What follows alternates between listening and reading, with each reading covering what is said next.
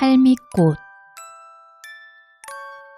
옛날 어느 산골 마을에 한 할머니가 살았어요. 할머니는 손녀딸 셋을 키웠어요. 첫째는 얼굴이 예쁘고, 둘째는 키가 늘씬하고, 셋째는 마음씨가 고왔지요.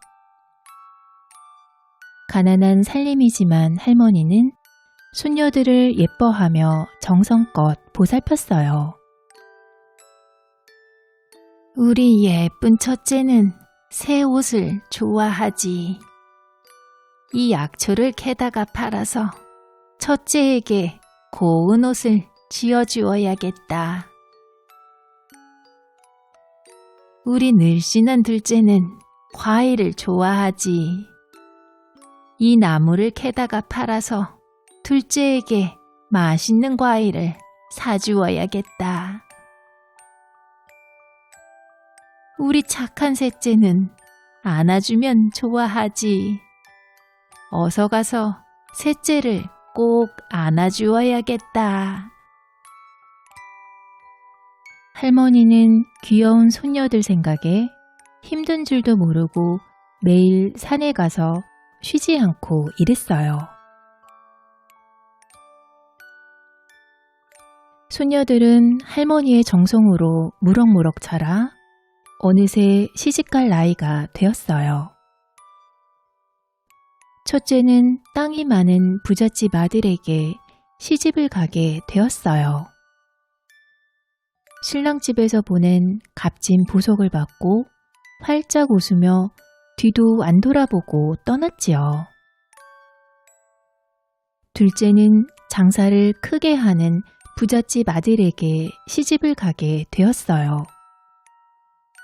신랑집에서 보낸 알록달록한 꽃가마를 타고 싱글벙글 웃으며 훌쩍 떠났어요. 그런데 셋째는 시집갈 생각을 하지 않았어요. 셋째야, 너도 언니들처럼 어서 시집을 가야지. 싫어요. 저는 시집 안 가고 할머니랑 오래오래 살래요. 그런 소리 말거라. 좋은 짝을 만나 재미나게 살아야지. 저마저 시집 가버리면 할머니는 혼자 남으실 게 아니에요. 허전하고 외로우셔서 어떡해요. 아이고, 우리 착한 셋째. 마음이 어찌 이리 곱누. 부잣집으로 시집간 언니들이 있는데 무슨 걱정이냐. 혼자 살기 힘들면 언니 집에 갈 테니 아무 걱정 말거라. 할머니는 셋째를 안고 등을 토닥여 주었어요. 얼마 후 셋째도 고개 넘어 가난한 선비에게 시집을 가게 되었지요. 할머니, 부디 몸 조심하시고 건강하셔요. 셋째는 눈물을 흘리며 집을 떠났답니다. 어느덧 세월이 흘러 할머니는 많이 늙었어요. 몸이 여기저기 아프고 몹시 쇠약해졌어요. 더 이상 일을 할 수도 없고 혼자 밥을 해서 먹고 사는 것도 힘들어졌지요. 첫째 집으로 가서 지내야겠다. 할머니는 꼬부라진 허리를 지팡이에 의지하며 길을 나섰어요. 시집간 첫째 손녀 집까지 먼 길을 걸어가느라 할머니는 몹시 힘이 들었어요. 그래도 몇 년 만에 손녀를 만날 생각에 기뻤지요. 드디어 첫째 손녀 집에 도착한 할머니가 대문을 두드리자 하인이 나왔어요. 이 집 안주인이 내 손녀라오. 얼른 가서 할머니가 왔다고 전해주오. 잠시 후 첫째가 나오자 할머니는 손녀의 손을 덥석 잡았어요. 첫째야, 그동안 잘 지냈지? 내가 너무 늙어서 이제는 혼자 살기가 힘드니 같이 살자꾸나. 그러자 첫째가 눈살을 찌푸리며 말했어요. 할머니, 그런 초라한 차림으로 오시면 어떡해요? 집안 사람들 보기에 너무 창피하잖아요. 아이고, 내가 생각이 짧았구나. 너를 곤란하게 해서 미안하다. 여기까지 오셨으니 일단 들어오세요. 밤이 깊어 오갈 곳 없는 할머니는 첫째를 따라 집 안으로 들어갔어요. 첫째는 할머니를 구석진 방으로 안내했어요. 불을 떼지 않아 온기라곤 하나도 없는 방이었죠. 밤새 추위에 웅크리고 잠을 설친 할머니는 다음날 첫째 손녀 집을 나왔어요. 둘째는 나를 반겨주겠지. 할머니는 지친 몸을 이끌고 둘째 손녀 집에 겨우 도착했어요. 할머니, 연락도 없이 불쑥 찾아오시면 어떡해요? 둘째가 퉁명스럽게 말했어요. 아이고, 미안하다. 너를 곤란하게 했구나. 여기까지 오셨으니 일단 들어오세요. 몹시 허기져서 버틸 힘이 없는 할머니는 둘째를 따라 집 안으로 들어갔어요. 둘째는 할머니에게 밥상을 차려드렸어요.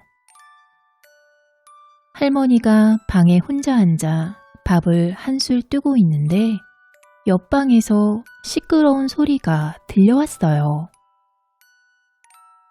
우리도 장사를 하느라 바쁘고 정신없는데 할머니를 어떻게 모시겠소? 손녀 사위가 화를 냈어요. 할머니는 슬그머니 일어나 둘째 손녀 집을 나왔지요. 고개 너머에 사는 셋째 집에 가봐야겠다. 셋째는 나를 반겨주겠지.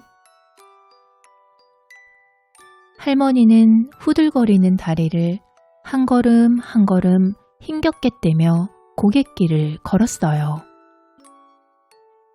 그리고 겨우겨우 셋째 손녀의 집이 내려다 보이는 고갯마루까지 올라왔죠.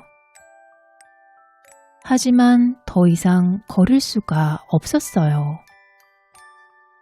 온몸의 힘이 다 빠져버린 할머니는 차디찬 흙 위에 쓰러지고 말았어요.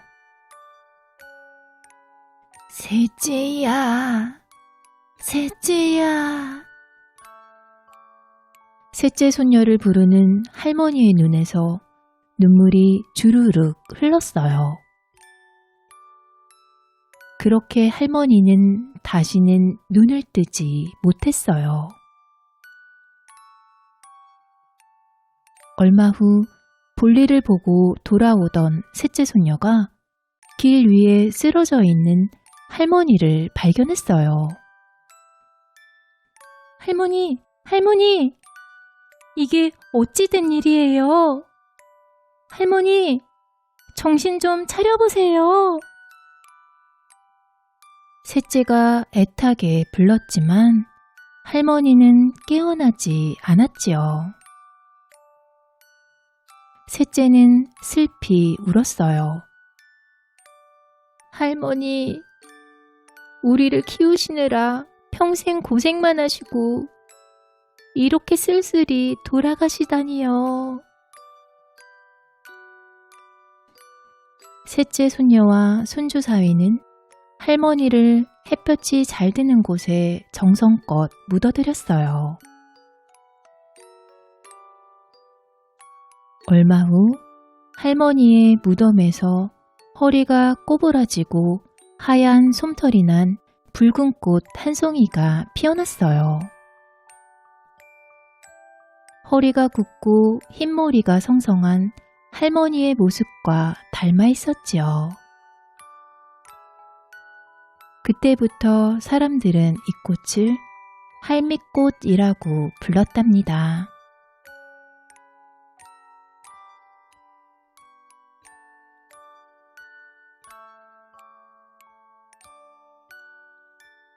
견우와 직녀.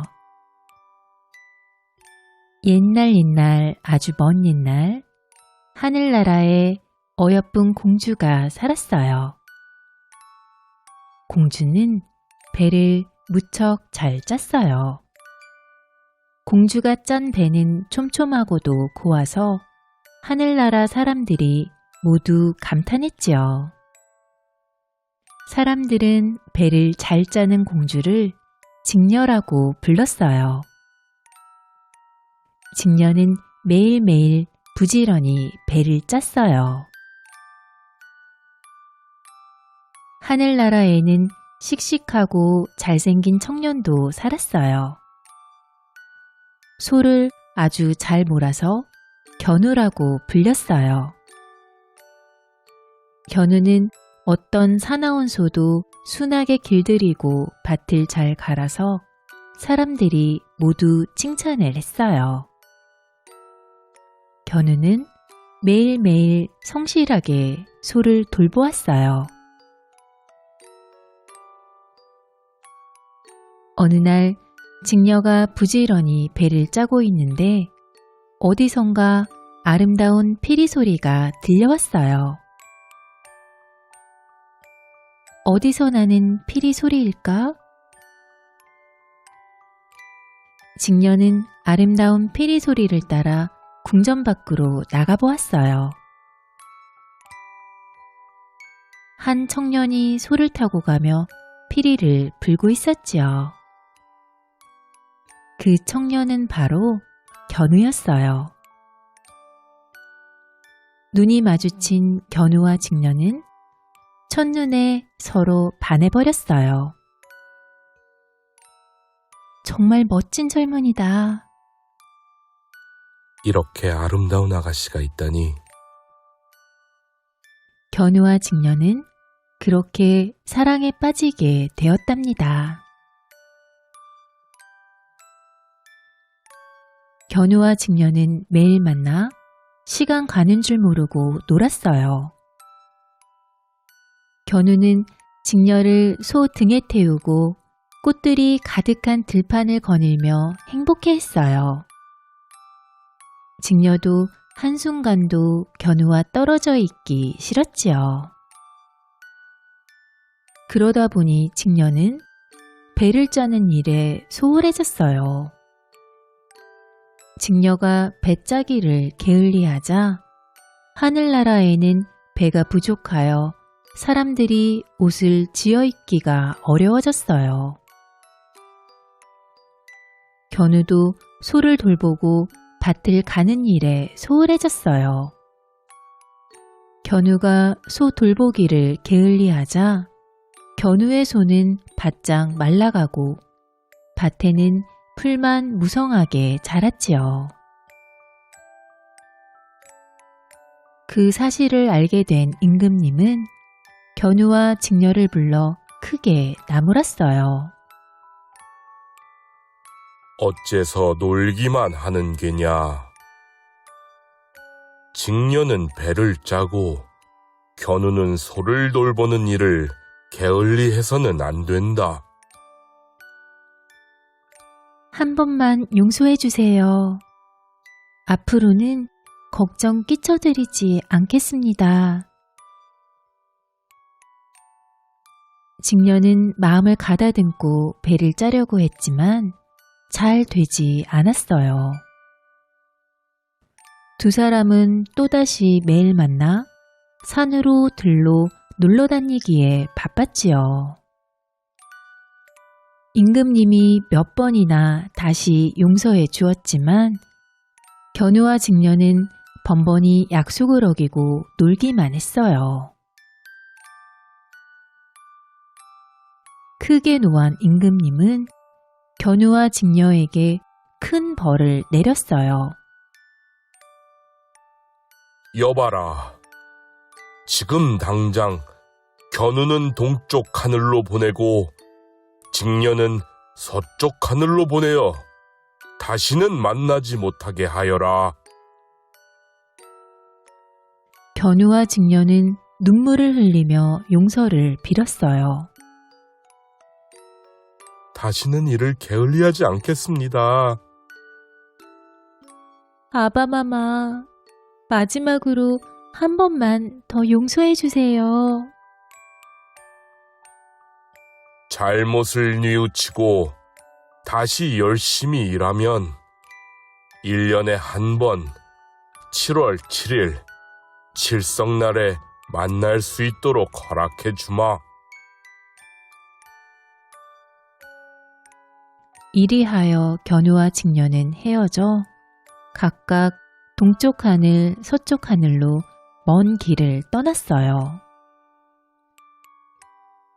견우는 동쪽 하늘에서 부지런히 소를 돌보며 밭을 갈고 직녀는 서쪽 하늘에서 부지런히 배를 짰어요. 그리고 만날 날만을 손꼽아 기다렸지요. 드디어 기다리고 기다리던 칠성날이 되었어요. 하지만 동쪽 하늘과 서쪽 하늘 사이에 가로놓인 은하수 때문에 만날 수가 없었어요. 은하수는 너무나 넓고도 깊어서 건널 수가 없었지요. 견우님, 잘 계신가요? 직녀님, 보고 싶어요. 견우와 직녀는 강 건너편을 바라보며 서로를 애타게 불렀어요. 은하수를 사이에 두고 만날 수 없는 서러움과 안타까움에 두 사람은 눈물을 흘렸어요. 견우와 직녀가 흘린 눈물은 땅 위 세상으로 비가 되어 내렸어요. 얼마나 많은 눈물을 흘렸는지 땅이 모두 물에 잠겼지요. 해마다 칠성날이 되면 너무 많은 비가 내려 집과 곡식들이 떠내려가고 동물들도 살 곳과 먹을 것을 잃었어요. 참다 못한 동물들이 모여 회의를 열었어요. 7월 7일만 되면 홍수가 나니 어떻게 하지? 견우와 직녀를 만나게 해주면 될 텐데. 그때 까마귀 한 마리가 말했어요. 우리 까마귀들이 은하수에 다리를 놓아주자. 그럼 우리도 도와줄게. 같이 힘을 모으자. 옆에 있던 까치들도 돕겠다며 나섰어요. 칠성날이 되자 까마귀와 까치들은 은하수로 날아 올라갔어요. 그리고 서로의 몸을 맞대어 기다란 다리를 만들었어요. 까마귀와 까치가 만든 다리는 동쪽 하늘과 서쪽 하늘을 이어주는 오작교가 되었지요. 견우와 직녀는 까마귀와 까치가 만들어준 다리를 조심조심 밟았어요. 까마귀와 까치는 날개짓을 하면서 견우와 직녀를 떠받쳐 주었어요. 견우와 직녀는 달이 한가운데에서 만나 서로 부둥켜 안고 기쁨의 눈물을 흘렸어요. 그 뒤로도 까마귀와 까치는 1년에 한 번씩 오작교를 만들었어요. 덕분에 칠성날이 되어도 홍수가 나지 않게 되었어요. 대신 부슬부슬 비가 내리기도 하는데 이것은 두 사람이 만나서 흘리는 기쁨의 눈물이지요. 그리고 해마다 이때쯤 까마귀와 까치의 머리 깃털이 숭숭 빠지는 것은 견우와 직녀가 밟고 지나가기 때문이랍니다.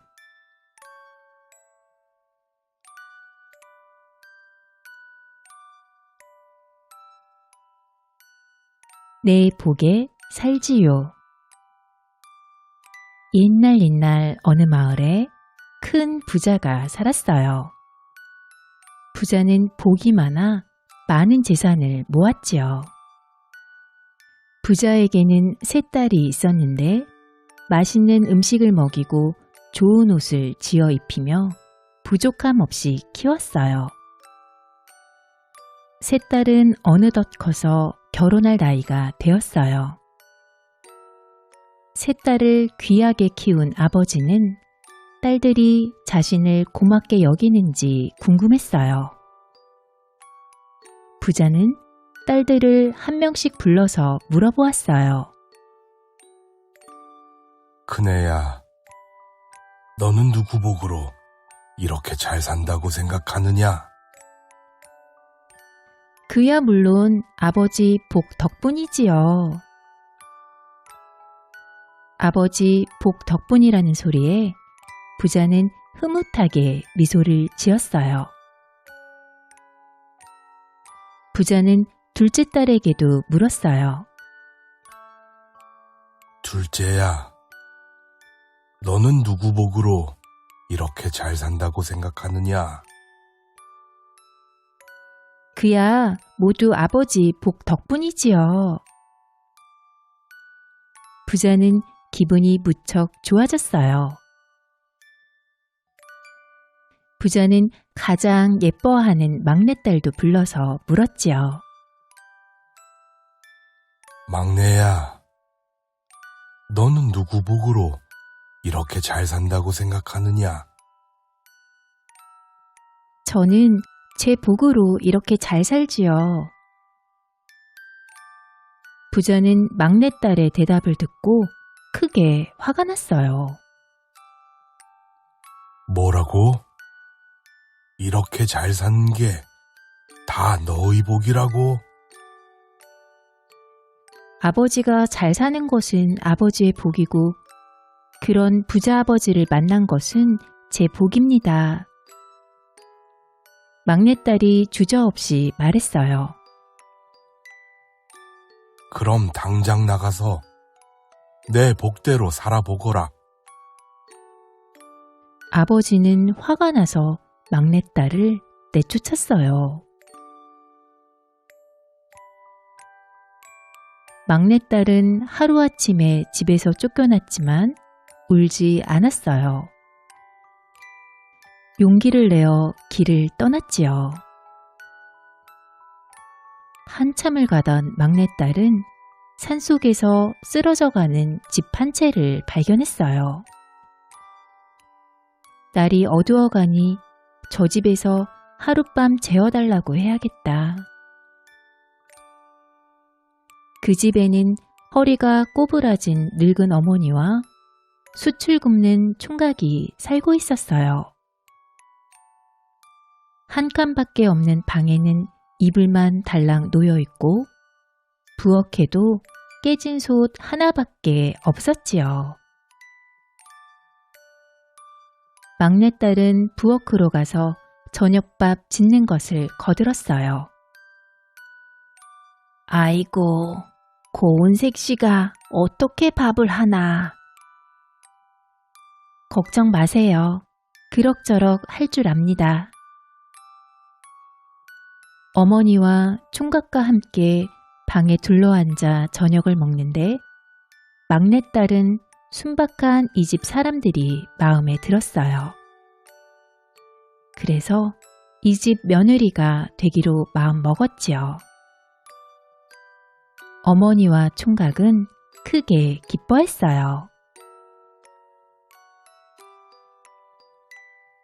다음 날 아침, 막내딸은 일찍 일어나 집안 구석구석을 말끔하게 치우고 빨래를 깨끗하게 해서 널었어요.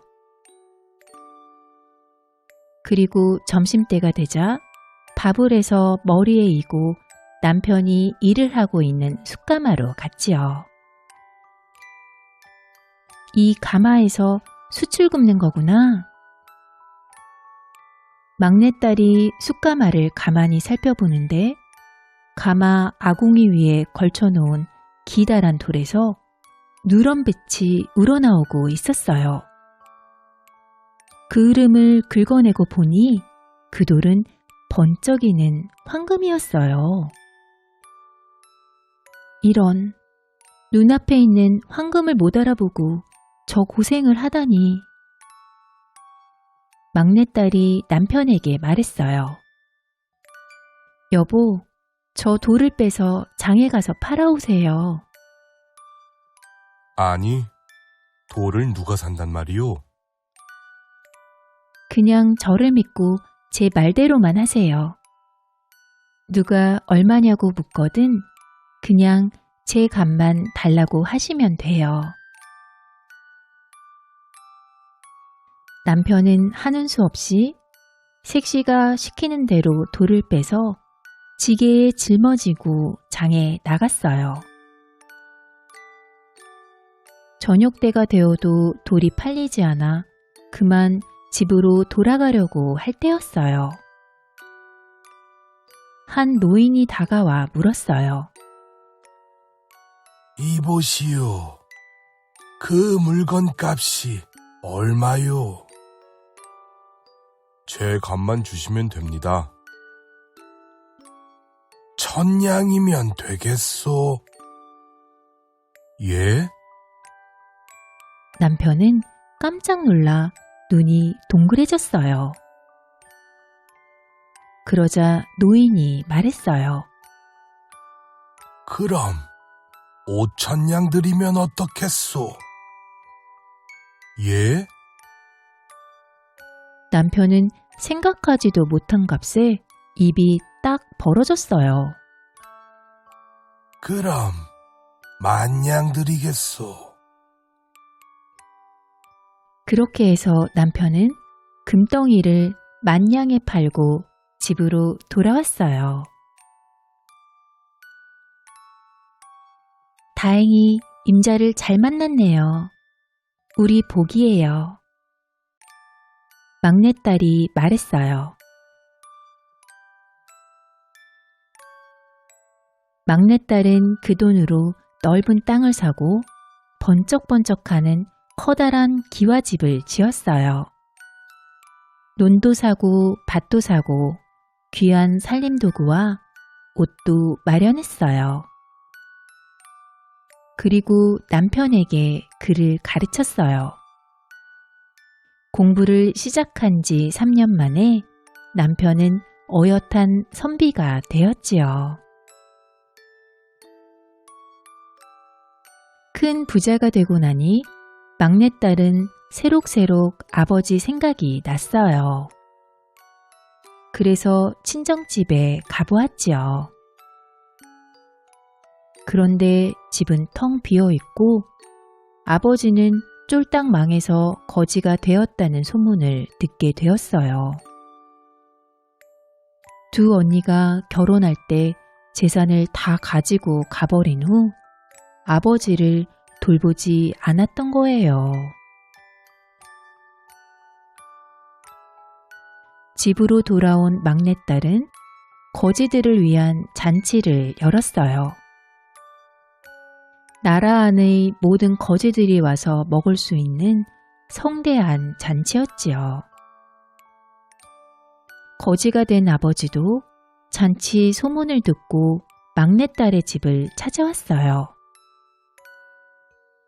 대문을 열고 들어가는데 대문에서 내 복 하는 소리가 들렸어요. 내 복이라는 소리를 들은 아버지는 내 복에 산다던 막내딸이 생각났지요. 아버지는 오랜만에 맛있는 음식들을 허겁지겁 먹었어요. 아버지를 알아본 막내딸이 눈물을 지으며 다가와 말했어요. 아버지, 저예요. 도대체 어쩌다가 이 지경이 되셨어요? 아니, 내가 어떻게 이렇게 큰 부잣집에서 살고 있는 게냐? 깜짝 놀란 아버지는 막내딸의 손을 덥석 잡았어요. 막내딸은 그동안 있었던 일을 이야기했어요. 막내딸의 이야기를 들은 아버지는 주룩주룩 눈물을 흘렸지요. 그래, 내 말이 맞았구나. 나의 복이 아니라 너의 복으로 사는구나. 울지 마세요. 이제 여기서 저와 함께 사세요. 그 후 막내딸은 시어머니와 친정아버지를 함께 모시고 남편과 함께 행복하게 잘 살았답니다.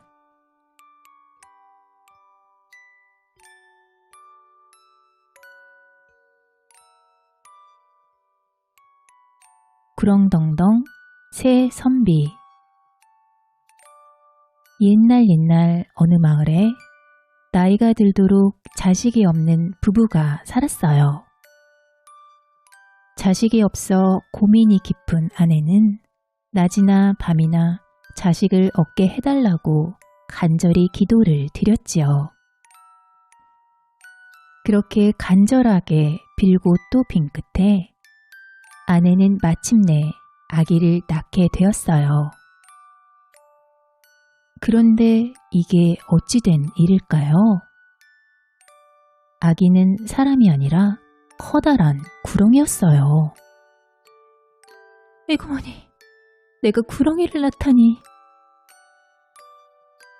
부부는 깜짝 놀라며 불길한 일이라고 생각했지만 긴 세월 오랜 기도 끝에 얻은 자식이었기에 그냥 키우기로 했지요. 아내는 따뜻한 밥을 해먹이고 정성을 들이며 구렁이를 키웠어요. 그러던 어느 날 옆집에 사는 부잣집 세 딸이 아기를 구경하러 왔어요. 큰딸과 둘째 딸은 구렁이를 보고 기겁을 했지요. 어머, 징그러워. 에그, 흉측해라. 그런데 막내딸은 구렁이를 예뻐했어요. 어머나, 예뻐라. 빛깔이 참 곱네. 10년 하고 또 몇 년이 흐른 뒤 구렁이가 어머니에게 말했어요. 옆집 처녀에게 장가를 가고 싶어요. 어머니는 깜짝 놀라 타일렀어요. 그런 소리 하면 못 쓴다. 구렁이가 사람에게 장가를 간다니. 말도 안 된다. 하지만 몇 날 며칠 구렁이가 막무가내로 조르자 어머니는 옆집에 가서 조심스럽게 말을 꺼내보았어요. 그 말을 들은 큰딸과 둘째 딸은 기가 막혀 펄쩍펄쩍 뛰었어요. 누가 징그러운 구렁이에게 시집을 가요? 하지만 구렁이를 예뻐했던 막내딸은 달랐어요. 제가 구렁이에게 시집을 가겠어요. 집안 사람들이 모두 말렸지만 막내딸의 고집을 꺾을 수가 없었지요. 그래서 구렁이와 막내딸은 혼인을 하게 되었어요. 구렁이가 장가간다는 소식은 온 마을에 퍼졌지요. 사람들은 구렁이와 막내딸의 혼례식을 보려고 잔뜩 모여들었어요. 구렁이는 의젓하게 차려입고 혼례를 올렸지요. 혼인한 날 밤, 구렁이는 허물을 벗더니 아주 잘생기고 늠름한 남자의 모습이 되어 색시 앞에 나타났어요.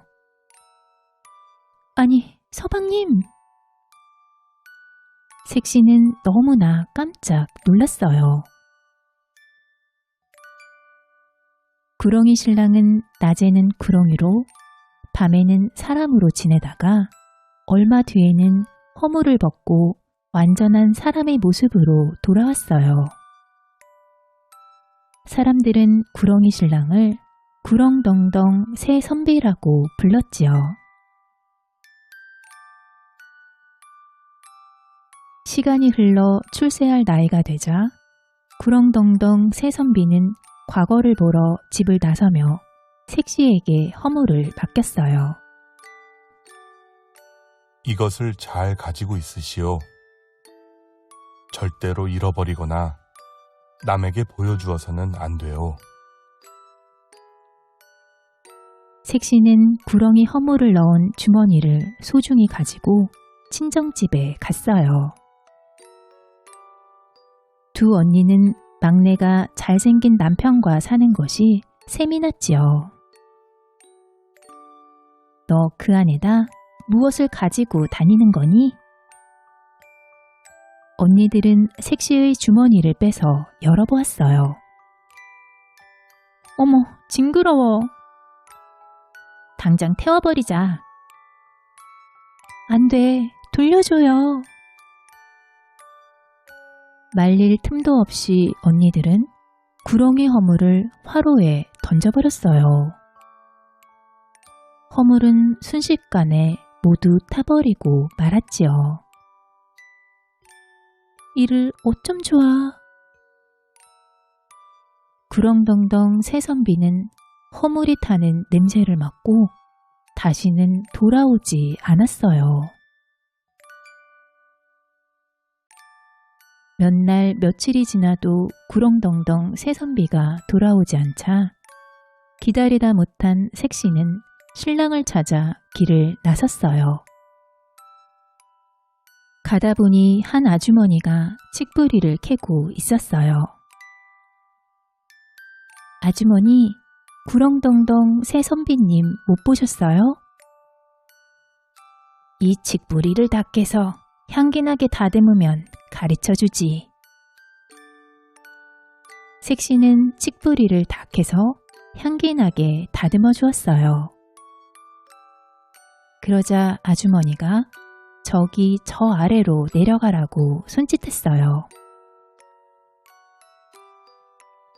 한참을 가다 보니 한 할아버지가 밭을 갈고 있었어요. 할아버지, 구렁덩덩 새 선비님 못 보셨어요?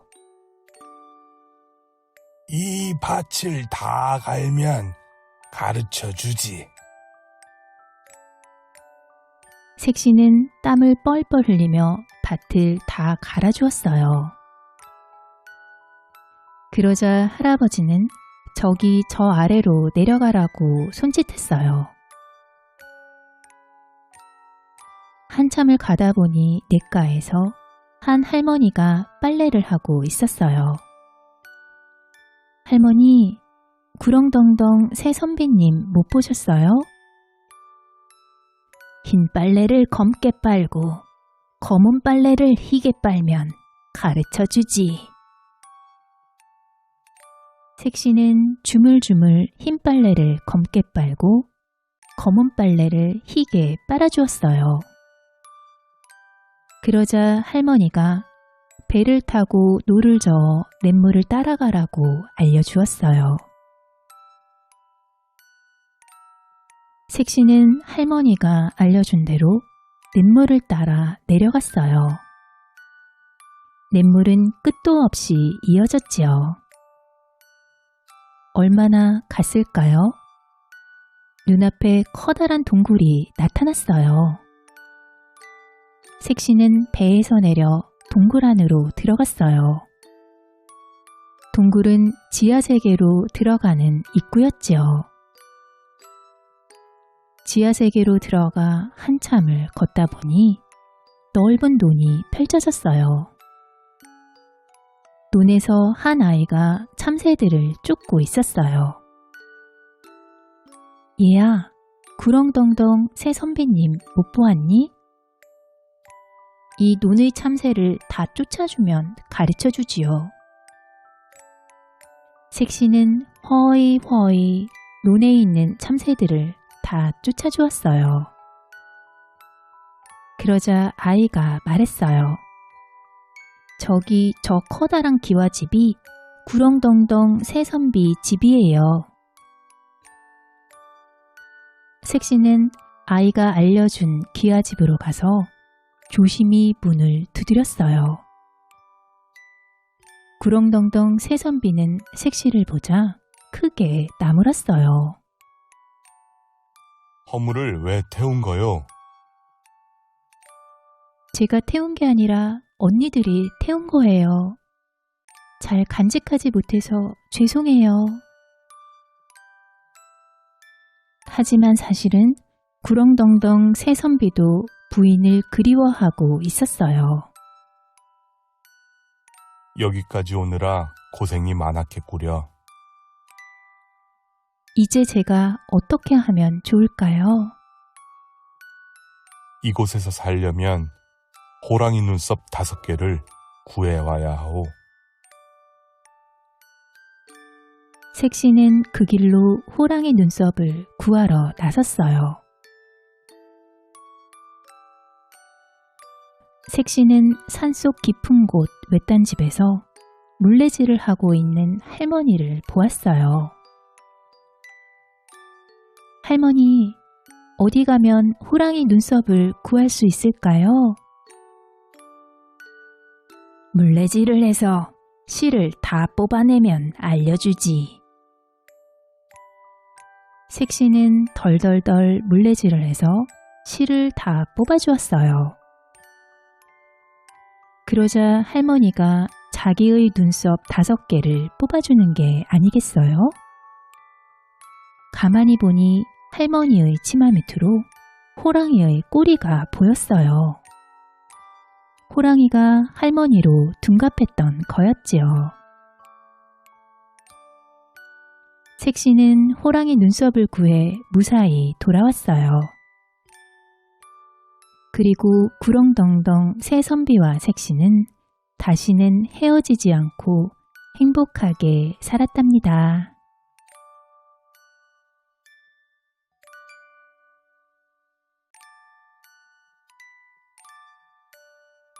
소금 장수와 기름 장수. 옛날에 배짱이 두둑한 소금 장수가 있었어요. 소금 장수는 소금을 지고 산이며 바다며 안 가본 데가 없었어요. 이곳저곳 돌아다니면서 별별 일들을 다 겪다 보니 웬만한 일에는 눈썹도 까딱하지 않았지요. 하루는 소금 장수가 산 아래 주막에 들렸다가 사람들이 수군거리는 소리를 들었어요.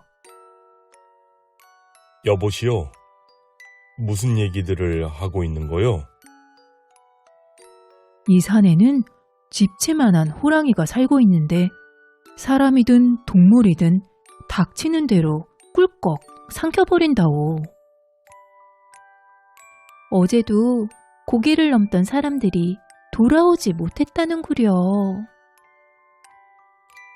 고개를 넘어갈 생각도 하지 마시오. 그러나 소금 장수는 그만한 일로 겁을 먹을 사람이 아니었어요. 벌건 대낮에 뭐가 무섭다고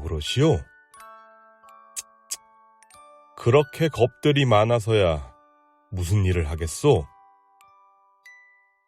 소금 장수는 큰 소리를 치며 주막을 나섰어요. 호랑이가 나타나면 단번에 때려 눕힐 테니 걱정들 마시오. 소금 장수는 단숨에 고갯마루까지 올라갔어요. 쉬지 않고 가느라 땀을 뻘뻘 흘리던 소금 장수는 커다란 동굴 앞에 멈춰섰어요. 여기서 좀 쉬었다 갈까?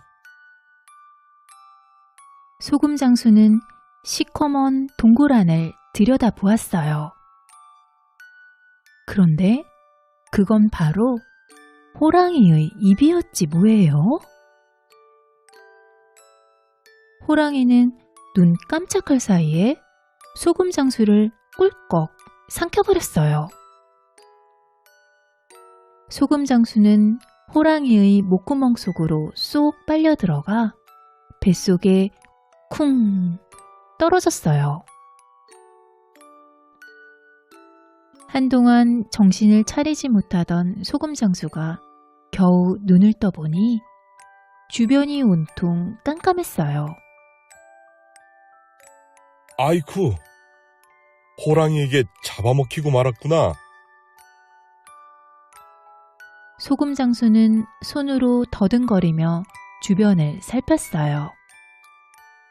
집채만한 호랑이라 뱃속도 엄청나게 넓었지요.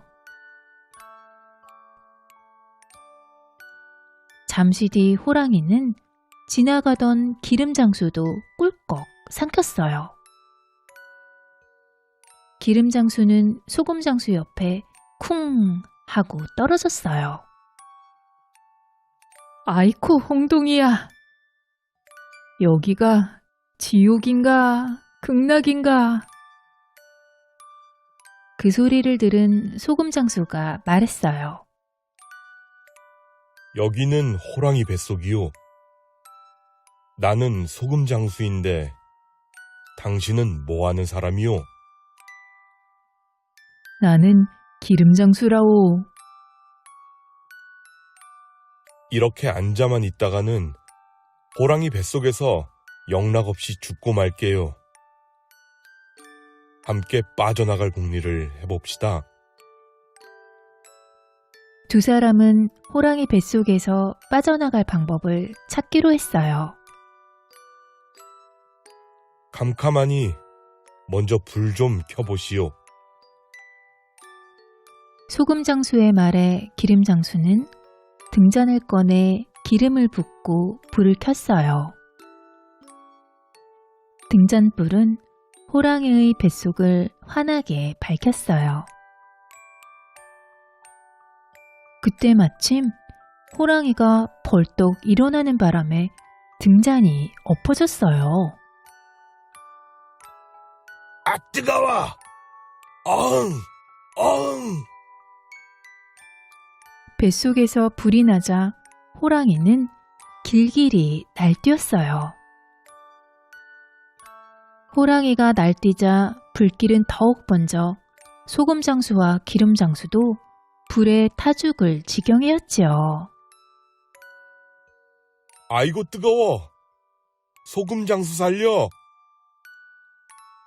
어이쿠 뜨거워! 기름 장수 살려!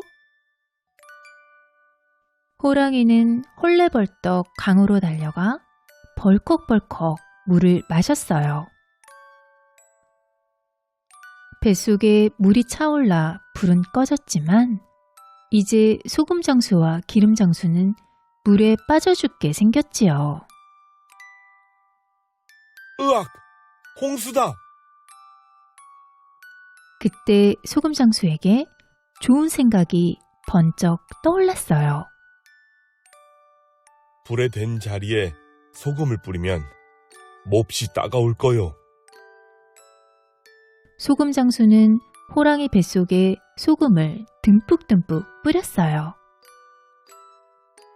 아, 따가워! 아이고 배야!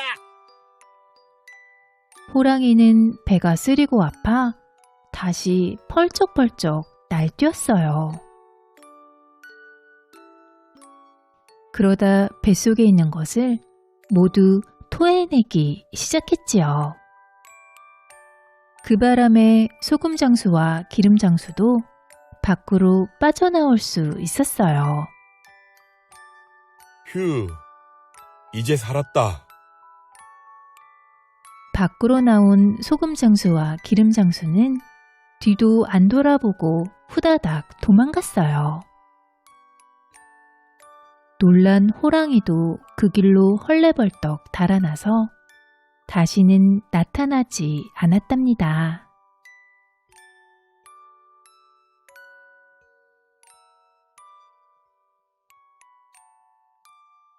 제주 많은 6 쌍둥이. 옛날 어느 마을에 제주 많은 6 쌍둥이가 살았어요. 6 쌍둥이는 모두 얼굴도 똑같고 키도 똑같고 목소리도 똑같았어요. 모두 똑같이 생겨서 누가 누구인지 구별하기가 몹시 힘들었지요. 하지만 6 쌍둥이는 각기 다른 재주가 하나씩 있었어요. 그리고 재주에 걸맞는 이름을 가지고 있었어요. 첫째는 천리 말리보기, 둘째는 연희 딸까기, 셋째는 진둥 만둥이, 넷째는 맞아도 간질이, 다섯째는 뜨거워도 차니, 여섯째는 깊어도 얕으니였어요. 첫째 천리 말리보기는 눈이 아주 밝아서 먼 곳에 있는 것도 다 볼 수 있었어요. 둘째 연희 딸까기는 자물쇠로 굳게 잠겨있는 문도 모두 딸깍하고 열 수 있었어요. 셋째 진둥 만둥이는 힘이 아주 세서 아무리 무거운 짐이 있어도 가뿐하게 짊어지었어요. 넷째 맞아도 간질이는 아무리 세게 두들겨 맞아도 간지럽다며 희죽희죽 웃었어요. 다섯째 뜨거워도 차니는 펄펄 끓는 뜨거운 물에 들어가도 차다고 오돌오돌 떨었어요. 막내 깊어도 얕은 이는 아무리 깊은 물에 들어가도 물이 허리 위로 차오르지 않았지요. 그러던 어느 해였어요. 마을에 큰 흉년이 들어 먹을 것이 없었어요. 사람들은 풀뿌리나 나무 껍질을 먹으며 겨우겨우 지냈어요. 그것도 구하지 못하는 날에는 쫄쫄 굶어야 했지요. 6 쌍둥이도 제대로 먹지 못해 항상 배가 고팠어요. 어느 날 6 쌍둥이는 먹을 것을 구하러 산으로 올라갔어요. 산꼭대기에 올라가 마을을 내려다보던 천리 말리보기가 화를 내며 말했어요. 마을 사람들은 먹을 것이 없어 굶어 죽어가는데 사또란 자는 저 많은 쌀을 혼자 먹겠다고 곳간에 가득 쌓아두다니. 나쁜 사또. 그 말을 들은 형제들이 말했어요. 우리가 사또의 쌀을 빼내와 마을 사람들에게 나누어 주자. 그래, 그거 좋은 생각이다. 그날 밤 연희 딸까기와 진둥 만둥이와 천리 말리보기는 사또의 곳간이 있는 곳으로 몰래 들어갔어요. 곳간문은 자물쇠로 굳게 잠겨 있었지만 연희 딸까기는 문제없이 딸깍하고 문을 열었어요. 곳간에는 쌀가마니가 빼곡이 쌓여 있었어요. 진둥만둥이는 양쪽 어깨에 쌀가마니를 100개씩 짊어지고 나왔어요. 쌍둥이들은 굶주린 마을 사람들에게 쌀을 나누어 주었어요. 천리 말리보기는 그동안 망을 보았어요. 마을 사람들은 오랜만에 쌀밥을 먹게 됐다며 기뻐했어요. 다음 날 아침, 관가에서는 난리가 났어요. 곳간이 텅 빈 것을 안 사또는 불같이 화를 내며 도둑을 잡아오라고 했어요. 포졸들은 마을을 돌아다니며 도둑을 찾았어요. 그런데 어제까지 쫄쫄 굶고 있던 마을 사람들이 모두 쌀밥을 먹고 있는 게 아니겠어요? 포졸들은 마을 사람들이 모두 쌀도둑이라며 한 명씩 잡아서 관가로 끌고 가기 시작했어요. 그러자 마자도 간지리가 앞을 가로막으며 말했어요. 쌀을 훔쳐온 것은 나이니 죄 없는 사람들은 놓아주고 나를 잡아가시오. 포졸들은 마자도 간지리를 꽁꽁 묶어 사또 앞으로 끌고 갔어요. 사또가 씩씩대며 말했어요. 내가 감히 내 곳간에서 쌀을 훔쳐간 놈이냐? 그건 사또의 곳간이 아니고 백성들의 곳간이지요. 백성들이 피땀 흘려 농사지은 것을 걷어간 것이 아닙니까? 백성들은 굶어 죽어가는데 어찌 사또의 배만 채우십니까? 그 말을 들은 사또는 더욱 화가 났어요. 무엇이라고? 여봐라. 저놈을 곤장으로 매우 쳐라. 포졸들은 마자도 간지리를 형틀에 뉘어 묶어놓고 커다랗고 넓적한 곤장으로 엉덩이를 철썩철썩 내려쳤어요. 히히히, 간지러워. 엉덩이를 세게 치면 칠수록 마자도 간지리는 간지럽다며 희죽희죽 웃었어요. 지켜보던 사또와 포졸들은 무슨 영문인가 하여 눈이 휘둥그레졌어요. 어디 정말 간지러운가 보자. 여봐라. 나를 한번 때려보거라. 사또는 제 발로 형틀에 올라가 엎드렸어요.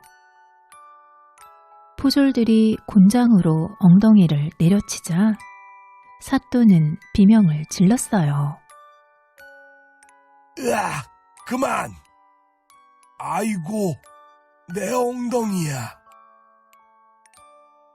사또는 약이 바짝 올랐어요. 저놈을 당장 감옥에 가두어라. 내일 저놈을 끓는 물에 쳐 넣을 테다.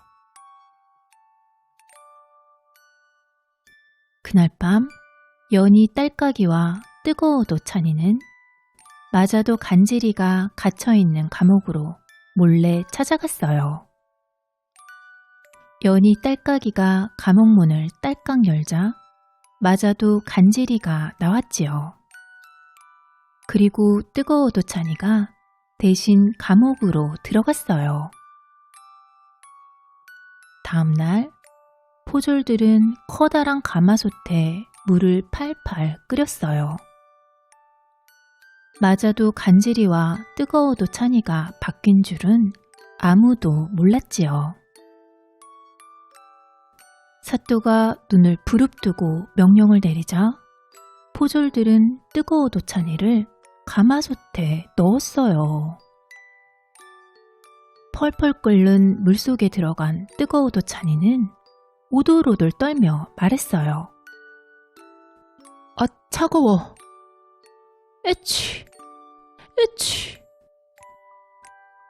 뜨거워 도찬이가 재채기에 콧물까지 흘리자 사또는 믿을 수가 없었어요. 사또는 하도 이상해서 가마솥에 손을 집어넣어 보았지요.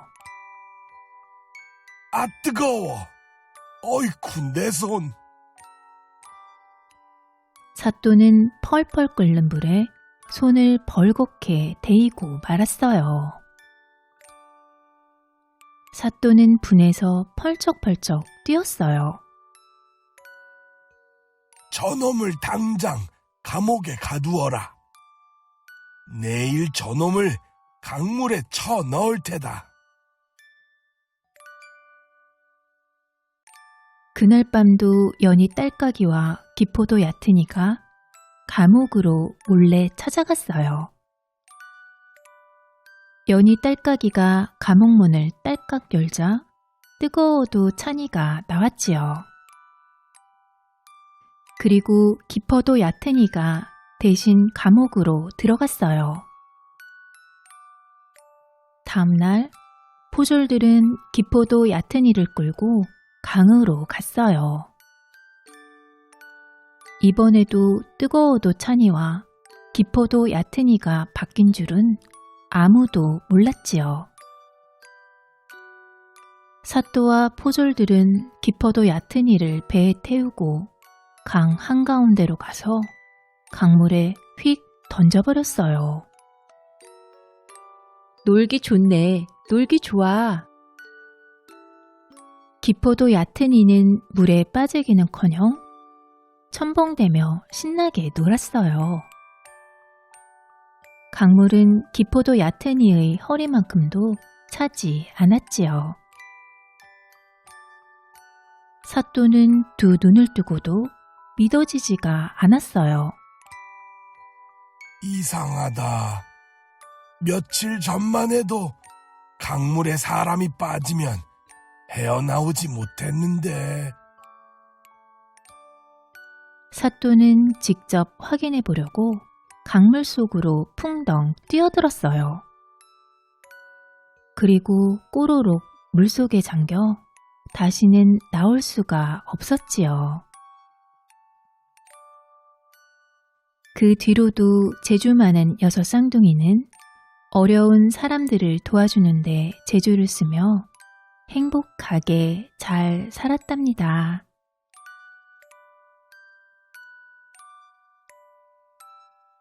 재미있게 들으셨나요? 꿀잠 자는 편안한 밤 되세요.